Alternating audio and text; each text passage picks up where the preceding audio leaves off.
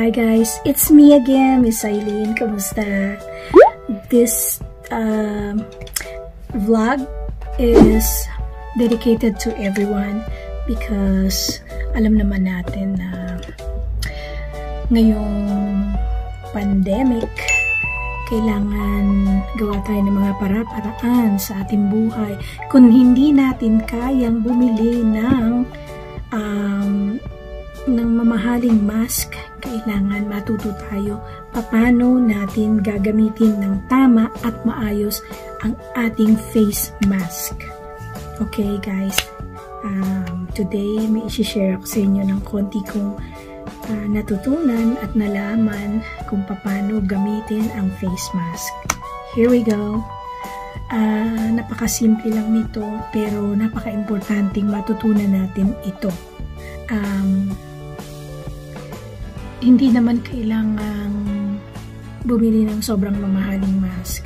Basta importante, alam natin kung paano natin gagamitin ng tama at maayos ito para safe tayo kahit saan tayo mapunta. Kung merong may infection, merong may sakit, at least safe na safe tayong gamitin ang ating mask. Kasi minsan, kapag bumili ka ng mask, ang luwag, ang laki, natatakpan nga yun dito mo, pero yung mga side dito, ayan, kung umubo yun, di pumasok dito sa gilid yung virus. So, meron tayong paraan paano natin magagawang mukhang naka N95 tayo, pero hindi. So, ito na siya guys. Meron akong friend, she's from Australia. Shout out to Ivy. Thank you so much. Pinadala niya ako. She sent me couples of face masks. Salamat. Thank you so much. And ito guys, yung pinadala niya, galing pa to ng China. Pero ito yung mga mask na madali nating mabili kahit saan, kahit sa Pilipinas. Ang importante, alam natin kung paano natin gagamitin. So guys, kukuha ko ng isa para titipidin natin ito because mahirap na maubusan. So ito yung mask, diba? Sabi nila, ang mask dapat daw ang blue ang naka-expose sa labas dito sa harap nyo. So, itong puti, ito yung pantakip natin na ganun. Pag nilagay lang natin to ng ganyan, ayan o, maluwag ito, yung virus, pwedeng pumasok dyan. So, meron tayong gagawing konting paraan para ma-sealed natin ito. So, guys, ganito lang yan. So, tupiin po natin sa dalawa. Yan. Tupi. At pagkatapos, itong string ay we're gonna make a knot. So, bubuhulin. Tama ba yung bubuhulin natin? We're gonna make a knot dito sa kanyang dito sa edge, dito sa tabi niya. Kasi yung iba naglalagay ng knot dito, mali po yan. Dito natin siya ilalagay. Mismo sa tabi niya. Yun. Binuhol ko siya. Kita nyo yan. So, gagawin din natin yan dito sa kabilang side. Ibubuhol natin siya. We're gonna tie it this knot. Ayan. Ayan guys. Teka lang. Medyo ayan. Napakadali at napakasimple pero kailangan alam natin kung paano. So,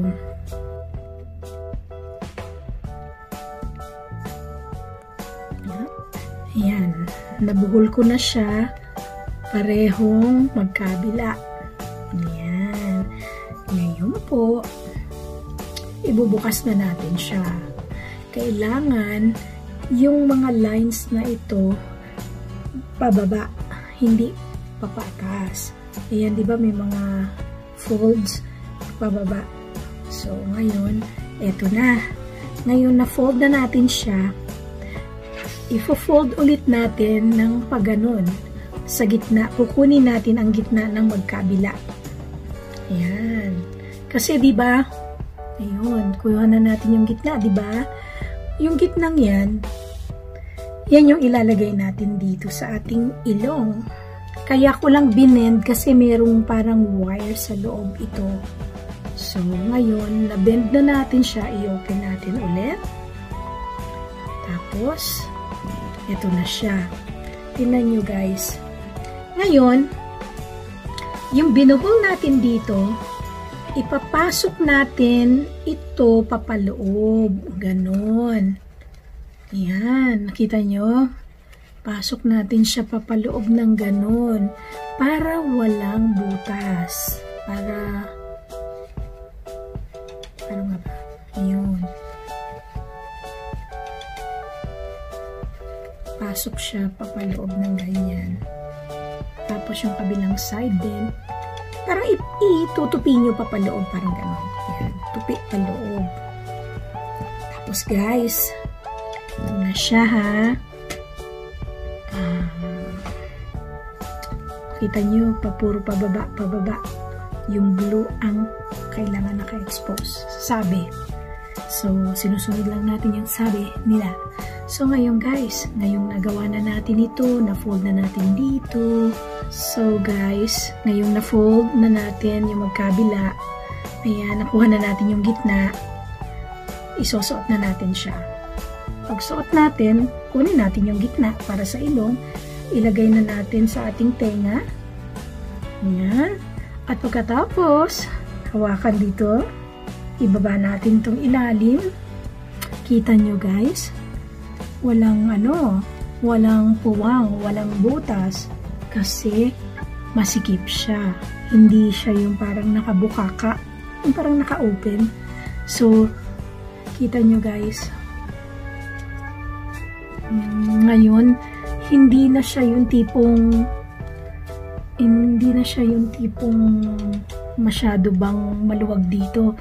Parang nakahakab na siya sa inyong buong mula ilong, bibig at baba. So ayan guys, very safe na tayo.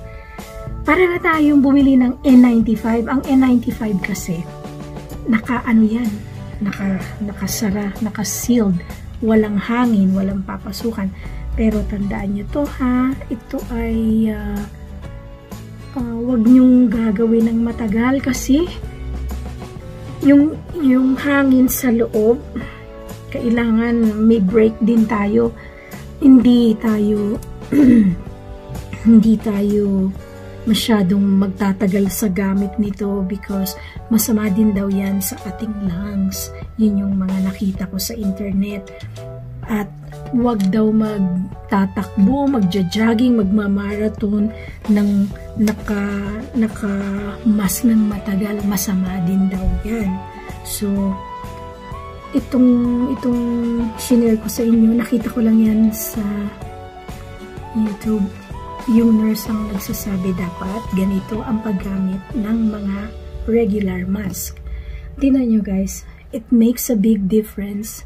Walang siwang, walang butas, hindi siya papasukin kasi sarado siya, masikip, parang kumbaga nakahakab. So that's all for now, and I hope kahit papano may na-share ako sa inyo, may natutunan kayo kay Miss Eileen. So guys, thank you so much again, and sana matapos na tong COVID-19 na to because masyado nang matagal, maraming nagkasakit, maraming nawala tayong mga mahal sa buhay, and sana magkaroon na ng gamot, magkaroon na talaga ng vaccine para dito because kawawa ang mga tao, kawawa ang mga bata. Parang alam yung hindi na sila nakapasok sa school. Alam ko, hindi naman siguro ito magtatagal pa, pero let's pray all together na matapos na talaga ito. Mahaba na masyado, mga ilang buwan na tayong ganito. So guys, let's pray all together. Stay safe everyone, and until tomorrow, see you again, and take care and God bless. Stay safe everyone. Love you guys. Bye for now. Adios.